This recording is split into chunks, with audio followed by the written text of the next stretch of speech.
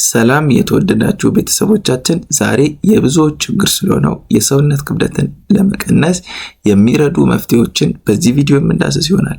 እስከ መጨረሻው አብራችሁን ትቆዩ ዘንድ በአክብሮት እየጠየቅኩኝ፣ ለቻናሉ አዲስ የሆናችሁ ሰብስክራይብ ታደርጉ ዘንድ በአክብሮት እጠይቃለሁ። አዳዲስ ቪዲዮ ስንለቅ እንዲደርሳችሁ የደወል ምልክቷን መጫናችሁን እንዳትረሱ። ቪዲዮን ላይክ በማድረግ ትጀምሩ ዘንድ በአክብሮት እጠይቃለሁ። የሰውነት ክብደትን ውጤታማና ዘላቂ በሆነ መንገድ መቀነስ ቋሚ ልማዶችን መከተልና ሰውነቱ እንዴት እንደሚሰራ መረዳትን ይጠይቃል። ለዛሬ እንግዲህ ክብደት መቀነስ የሚረዱ መፍትሄዎች ውስጥ የመጀመሪያ ያስቀመጥነው እንግዲህ ፕሮቲንን አብዝቶ መመገብ ነው። ፕሮቲን በጣም የሚያጠግብ ማክሮ ንጥረ ነገር ነው። ይህ ማለት ለረጅም ጊዜ የመጥገብ ስሜት እንዲሰማን ያደርጋል። በተጨማሪም ከስብ እና ከካርቦሃይድሬት የበለጠ የሙቀት መጠን ወይም ተርሚክ ኢፌክት ኦፍ ፉድ አለው። ይህ ማለት ሰውነት ፕሮቲንን ለማዋሃድ እና ለመለዋወጥ ብዙ ካሎሪዎችን ያቃጥላል። ክብደት በሚቀነስበት ጊዜ ከቅባት የጸዳ ጡንቻን ለመጠበቅ በቂ ፕሮቲን መውሰድ ወሳኝ ነው። ይህም ከፍ ያለ የሜታቦሊዝም ፍጥነትን ለመጠበቅ ይረዳል ማለት ነው። እንዴት ወደ ማዕዳችን ማካተት እንችላለን? ይህንን እንግዲህ ፕሮቲንን የምናገኘው እንግዲህ ከስጋ፣ ከአሳ፣ እንቁላል፣ የወተት ተዋጽኦች እንደ እርጎ፣ አይብ የመሳሰሉት እንዲሁም ከጥራጥሬዎች እንደ ምስር፣ ባቄላ ያሉት ምግቦች ውስጥ እንግዲህ ፕሮቲንን ማግኘት እንችላለን ማለት ነው። ሁለተኛ የተቀመጠው እንግዲህ የፋይበር መጠንን መጨመር ነው። ፋይበር በተለይም የሚሟሟ ፋይበር ውሃን በመምጠጥ በአንጀት ውስጥ ጄል የሚመስል ንጥረ ነገር ይፈጥራል። ይህም የምግብ መፈጨትንና ንጥረ ነገሮችን መምጠጥን ያዘገያል።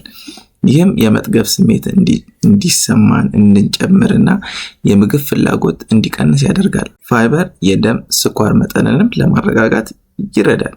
በተጨማሪም ለጤናማ አንጀት ማይክሮባዮም እንግዲህ ድጋፍ ይሰጣል ማለት ነው። ይህም ክብደትን ለመቆጣጠር ያግዛል ማለት ነው። እንግዲህ ፋይበርን እንዴት ማካተት እንችላለን የሚለውን ስናይ ሙሉ ያልተፈተጉ እህሎች ውስጥ እንግዲህ ዘሮች ውስጥ ፋይበርን እናገኛለን ማለት ነው። ሌሎች ፍራፍሬዎች፣ አትክልቶች፣ ጥራጥሬዎች፣ ለውዝ ያሉ ምግቦች ውስጥ እንግዲህ ፋይበርን እናገኛለን ማለት ነው።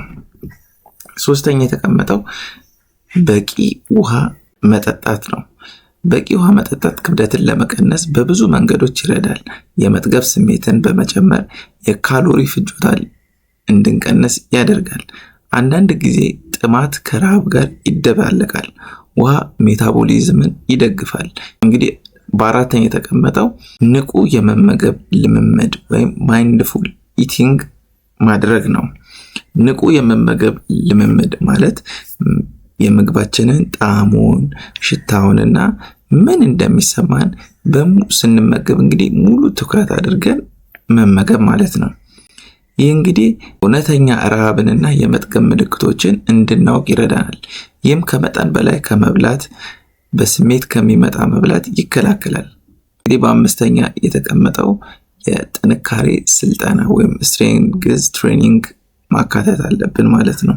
በስድስተኛ ያስቀመጥነው ደግሞ በቂ እና ጥራት ያለው እንቅልፍ መተኛት ነው። እንግዲህ የእንቅልፍ እጦት የምግብ ፍላጎትን የሚቆጣጠሩ ዋና ዋና ሆርሞኖችን ይረብሻል። ለምሳሌ ግሪሊን ወይም የረሃብ የሚጨምር ሆርሞንና ሌፕቲን የመጥገብ ስሜትን የሚያመለክት ሆርሞኖች። በቂ ያልሆነ እንቅልፍ ደግሞ የኮርቲሶል መጠንን ይጨምራል። ይህም ቀደም ሲል እንደተነጋገርነው የሆድ ስብ እንዲከማች ያበረታታል። ስንደክም ከፍተኛ ካሎሪ ያላቸውን ስኳር የበዛባቸውን ምግቦች ለመመኘት እንዲሁም እንዲያምረንና የአካል ብቃት እንቅስቃሴ ለማድረግ ደግሞ ተነሳሽነትን ያሳጣናል። ስለዚህ በየቀኑ ቢያንስ 8 ሰዓት ያክል በቂ እንቅልፍ መተኛት አለብን ማለት ነው። ሌላኛው ደግሞ ጭንቀትን መቆጣጠር ነው። ስር የሰደደ ጭንቀት የኮርቲሶል መጠን እንዲጨምር ያደርጋል። ይህም እንዳስቀመጥነው ስብን በተለይም በሆድ አካባቢ እንዲከማች ያበረታታል። ጭንቀት ስሜታዊ አመጋገብ ወይም መብላትን ሊያስከትል ይችላል። በዚህም ምግብ እንደ መቋቋሚያ ዘዴ ወይም ከጭንቀት መውጫ መንገድ እንድንጠቀመው በማድረግ የስብ መጠናችን ወይም ክብደታችን እንዲጨምር ያደርጋል። ስለዚህ ጭንቀትን የሚቀንሱ እንቅስቃሴዎችን በየቀኑ ማድረግ ያስፈልጋል ማለት ነው። ስለዚህ ጭንቀትን የሚቀንሱ እንቅስቃሴዎችን ማድረግ፣ ራሳችንን ማዝናናት ያስፈልገናል ማለት ነው። ሌላው ስኳር የበዛባቸው ምግቦችና መጠጦችን መገደብ ያስፈልጋል። ስኳር የበዛባቸው በተለይም ጤናማ ባልሆኑ ቅባቶች፣ ስኳር የበዛባቸው መጠጦችን መጠቀም፣ አላስፈላጊ ንጥረ ነገሮችና በፋይበር አነስተኛ የሆኑ ምግቦችን መመገብ አይመከርም ማለት ነው። ስኳር የበዛባቸው መጠጦች የመጥገብ ስሜትን የሚያመጡ ባዶ ካሎሪዎችን ይሰጣሉ እና ለክብደት መጨመርና ለኢንሱሊን እንዲጨምር በከፍተኛ ሁኔታ አስተዋጽኦ ያደርጋሉ። እነዚህ ምግቦች ብዙውን ጊዜ የምግብ ፍላጎት እንዲጨምርና ከመጠን በላይ እንድንበላ ያደርጋሉ ማለት ነው። ስለዚህ ፍሬሽ የሆኑ ፍራፍሬዎችን፣ አትክልቶችን፣ ስስ ፕሮቲኖችን እና ሙሉ ያልተፈተጉ የእህል ዘሮችን መመገብ ያስፈልጋል ማለት ነው። እስካሁን ይህን ቪዲዮ ስለተመለከታችሁ እያመሰገንኩኝ፣ ቪዲዮን ከወደዳችሁት ላይክ በማድረግ ይጠቅማል ብላችሁ ካሰባችሁ ለሌሎችም ሼር በማድረግ ለብዙሃን መረጃው ይዳረስ ዘንድ እንጠይቃለን። ሀሳብ አስተያየት ካላችሁ ኮሜንት ላይ ብትጽፉልን የምንመልስ ይሆናል። ሁል ጊዜ አዳዲስ ቪዲዮ ስንለቅ እንዲደርሳችሁ የደውል ምልክቷን መጫናችሁን እንዳትረሱ። በሌላ አስተማሪ ቪዲዮ እስከምንገናኝ መልካም ጊዜ